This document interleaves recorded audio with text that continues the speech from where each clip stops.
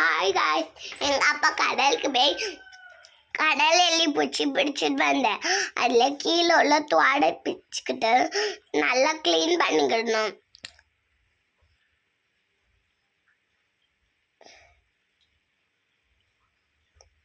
அடுத்து மஞ்சள் தூளை போட்டு தண்ணி ஊற்றி வச்சு விட்டுக்கணும். அது க்ளீனான பவுலில் போட்டு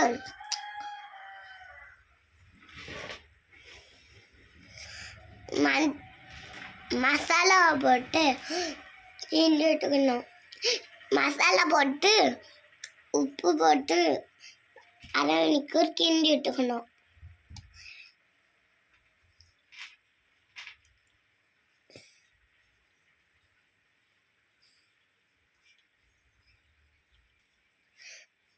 சட்டியில் எண்ணெய் ஊற்றி சூடான பிறகு நம்ம செஞ்சு வச்ச எள்ளி பூச்சை தட்டிக்கணும்.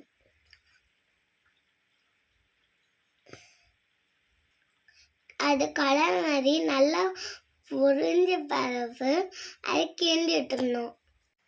முதன் வந்ததும் கிண்டி விட்டுட்டு பிளேட்டை போட்டு விட்டு நாங்கள் எல்லாரும் ஜாலியாக சாப்பிட்டோம். உங்களுக்கும் வேணும்னா எங்கள் வீட்டுக்கு வந்து சாப்பிடுங்க. ஓகே.